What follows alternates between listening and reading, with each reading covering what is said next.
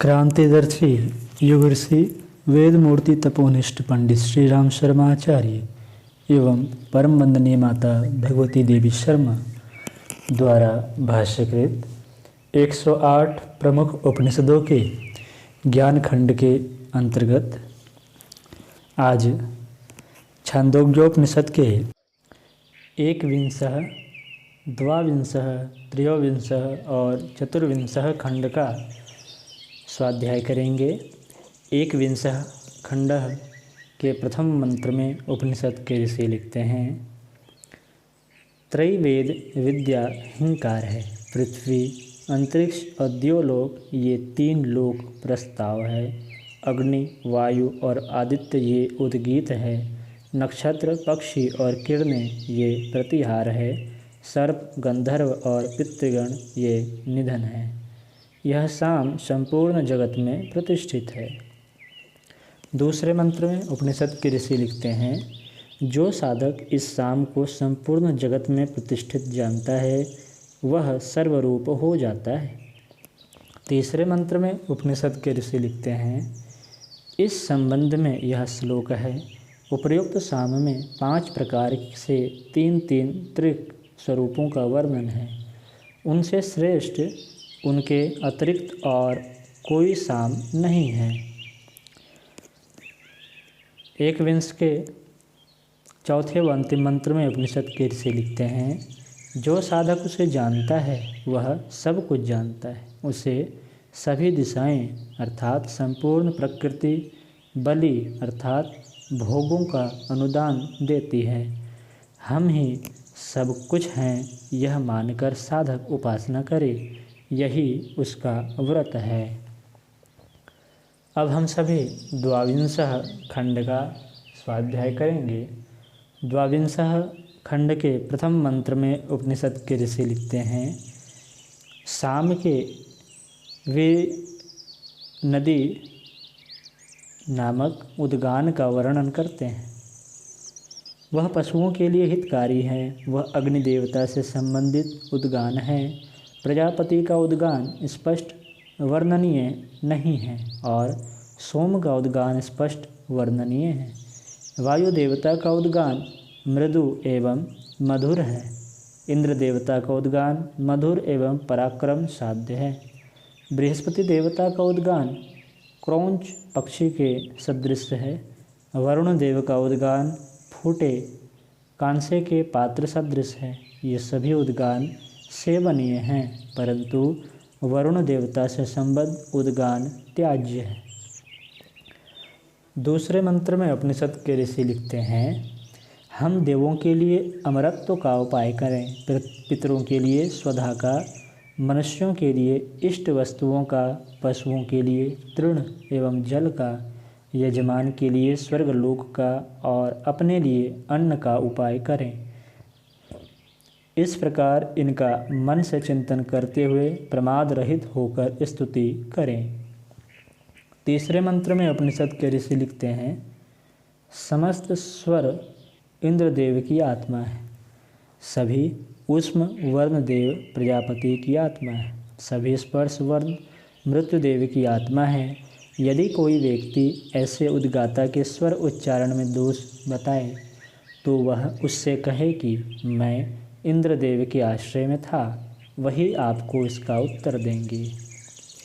चौथे मंत्र में उपनिषद के ऋषि लिखते हैं, यदि कोई पुरुष उद्गाता के ऊष्म वर्णों के उच्चारण में दोष कहे तो उससे वह कहे कि मैं प्रजापति देव के आश्रय में था, वही आपको नष्ट करेंगे। यदि कोई पुरुष स्पर्श वर्णों के उच्चारण में दोष प्रकट करे तो वह उससे कहे कि मैं मृत्यु देवता के आश्रय में था, वे ही आपको भस्म करेंगे। द्वाविंशः खंड के 5वें व अंतिम मंत्र में उपनिषद के ऋषि लिखते हैं, सभी स्वर घोषपूर्वक और बलपूर्वक उच्चारण किए जाने चाहिए। उनका उच्चारण करते समय कहें, हम इंद्रदेव में पराक्रम की स्थापना करते हैं। सभी ऊष्म वर्ण बिना ग्रहण किए और बिना निकाले ही प्रयत्नपूर्वक उच्चारण किए जाते हैं। उनके उच्चारण के समय कहें, हम प्रजापति को अपनी आत्मा देते हैं। सभी स्पर्शाक्षर एक दूसरे में मिलाए बिना ही उच्चारण करते हुए कहें, हम मृत्युदेव से अपने को छुड़ाते हैं। अब हम सभी त्रयोविंशः खंडः का स्वाध्याय करेंगे। त्रयोविंश खंड के प्रथम मंत्र में उपनिषद के ऋषि लिखते हैं, धर्म के 3 स्कंधों अर्थात आधार स्तंभों के विषय में वर्णन करते हैं। धर्म के 3 स्कंध हैं, यज्ञ, अध्ययन और दान। यह पहला स्कंध है। तप दूसरा स्कंध है। आचार्य कुल में साधनारत ब्रह्मचारी आचार्य कुल में अपने शरीर को तितिक्षा द्वारा क्षीण कर देता है, यह तीसरा स्कंध है।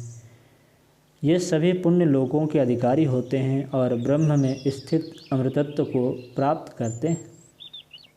दूसरे मंत्र में उपनिषद के ऋषि लिखते हैं, प्रजापति देव लोकों का सार ग्रहण करने के उद्देश्य से तप करने लगे।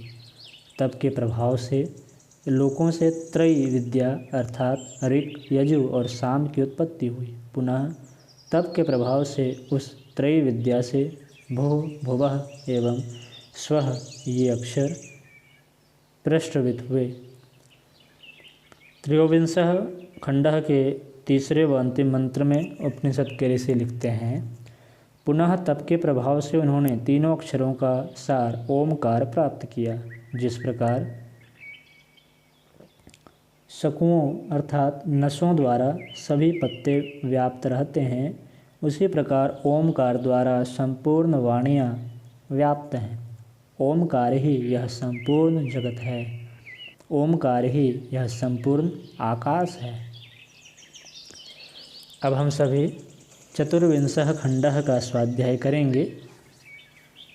इस खंड में यज्ञ के 3 अर्थात प्रातः, मध्याह्न और सायं सवनों के माध्यम से जीवन के 3 कालों में किए जाने वाले साधना पुरुषार्थ का उल्लेख ऋषि ने किया है।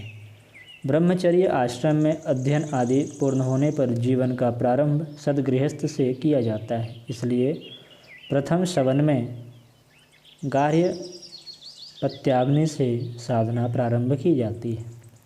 चतुर्विंशः खंडः के प्रथम मंत्र में उपनिषद के ऋषि लिखते हैं, अब यज्ञ के संबंध में कहते हैं। ब्रह्मवादी कहते हैं कि प्रातः काल का सवन वसुगणों का है, मध्याह्न सवन रुद्र गणों का है और तृतीय सवन आदित्य गणों तथा विश्व देवों का है। दूसरे मंत्र में उपनिषद के ऋषि लिखते हैं, फिर यजमान का लोक कहाँ है? जो यजमान अपने पुण्य लोक को नहीं जानता वह यज्ञ क्यों करेगा? अतः यज्ञ के फल स्वरूप पुण्य लोक को जानकर ही यज्ञ करना चाहिए। तीसरे मंत्र में उपनिषद के ऋषि लिखते हैं, प्रातःकाल अनुवाक अर्थात ऋचा का पाठ करने से पूर्व वह यजमान ग्राहपत्याग्नि के पीछे उत्तराभिमुख बैठकर वसुदेवों के साम का भली प्रकार गान करता है। चौथे मंत्र में उपनिषद के ऋषि लिखते हैं, हे अग्निदेव, आप इस लोक अर्थात लौकिक संपदा का द्वार खोल दें, जिससे हम राज्य प्राप्ति के निमित्त आपका दर्शन करें। पाँचवें मंत्र में उपनिषद के ऋषि लिखते हैं, यजमान हवन करते हुए पृथ्वीलोक निवासी इस अग्निदेव को नमन करते हुए कहते हैं, हे अग्निदेव, आपको हमारा नमन है। आप हमें इस लोक की प्राप्ति कराएं। निश्चय ही यही यजमान का लोक है, हम इसे प्राप्त करें। छठवें मंत्र में उपनिषद के ऋषि लिखते हैं, यजमान हवन करते हुए कहते हैं, हम आयु समाप्त होने पर पुण्य लोक को प्राप्त हों, इस निमित्त आहुति समर्पित है। बाधाओं अर्थात सीमाओं को दूर करें। ऐसा कहकर वे उठते हैं। वसुगण उन्हें प्रातः सवन प्रदान करते हैं। युगऋषि व्याख्या करते हुए लिखते हैं, वसुगण आवास देने वाले देवता हैं। इस लोक में दैवी अनुशासन में सुखी संपन्न जीवन की प्राप्ति के लिए उनसे प्रार्थना की जाती है। 7वें मंत्र में उपनिषद के ऋषि लिखते हैं, मध्याह्न सवन के पूर्व यजमान दक्षिणाग्नि के पीछे उत्तराभिमुख होकर बैठकर रुद्रदेव संबंधी साम का गायन करता है। 8वें मंत्र में उपनिषद के ऋषि लिखते हैं, हे वायु, आप अंतरिक्ष लोक का द्वार खोलें जिससे हम वैराज्य पद की प्राप्ति हेतु आपका दर्शन करें। 9वें मंत्र में उपनिषद के ऋषि लिखते हैं, अब यजमान हवन करते हुए कहते हैं, अंतरिक्ष लोक के निवासी हे वायुदेव, आपको नमस्कार है। हमें अंतरिक्ष लोक अर्थात विभूतियाँ प्राप्त कराएं। यह निश्चय ही यजमान का लोक है, इसे हम प्राप्त करें। इस मंत्र की व्याख्या करते हुए युग ऋषि लिखते हैं, सद्गृहस्थ के दायित्व पूरे करके जीवन के दूसरे सवन में साधक को वानप्रस्थ जीवन जीना चाहिए। रुद्र विकार नाशक देवता हैं। उनकी साधना करके व्यक्तिगत तथा सामाजिक जीवन से विकारों के निवारण का सुधारात्मक पुरुषार्थ करना चाहिए। 10वें मंत्र में उपनिषद के ऋषि लिखते हैं, अब यजमान हवन करते हुए कहते हैं, हम आयु समाप्त होने पर अंतरिक्ष लोक प्राप्त करें। इस निमित्त यह आहुति समर्पित है। वह यजमान जब इस लोक की प्राप्ति के निमित्त समस्त बाधाएं दूर करने के लिए तैयार हो जाते हैं, तब उन्हें रुद्रगण मध्याह्न सवन प्रदान करते हैं।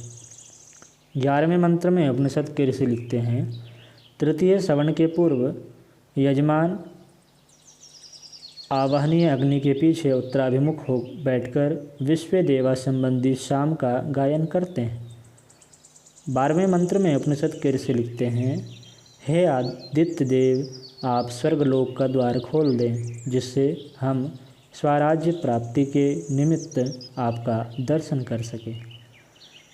13वें मंत्र में उपनिषद के ऋषि लिखते हैं, यह आदित्य संबंधी शाम है। अब विश्व देवा संबंधी शाम का गायन करते हैं। हे देवगणों, आप स्वर्गलोक का द्वार खोल दें जिससे हम साम्राज्य प्राप्ति के निमित्त आपका दर्शन कर सकें।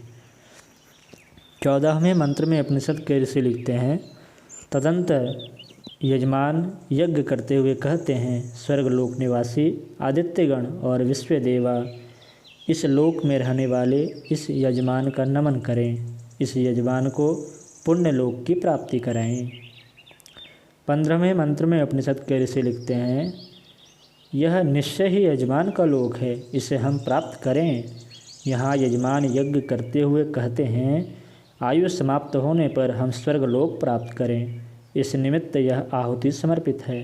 हम स्वर्गलोक प्राप्ति हेतु आगे आई सीमाएं पार करेंगे, ऐसा कहकर यजमान तैयार हो जाते हैं। चतुर्विंशः खंड के अंतिम व दूसरे अध्याय के भी अंतिम मंत्र 16वें मंत्र में उपनिषद के ऋषि लिखते हैं, उस यजमान को आदित्यगण और विश्व देवा तृतीय सवन प्रदान करते हैं। जो इस प्रकार इन तथ्यों को जानते हैं वे यज्ञ के सार तत्व को जानते हैं। इस मंत्र की व्याख्या करते हुए उपनिषद युग ऋषि लिखते हैं, आदित्य एवं विश्व देवा की साधना द्वारा जीवन के अंतिम चरण में साधक को वसुधैव कुटुंबकम के अनुरूप ज्ञान एवं प्रेरणा का संचार करना चाहिए। आज की कक्षा में इतना ही। अगली कक्षा में अब हम सभी छांदोग्योपनिषद के तृतीय अध्याय का प्रारंभ करेंगे।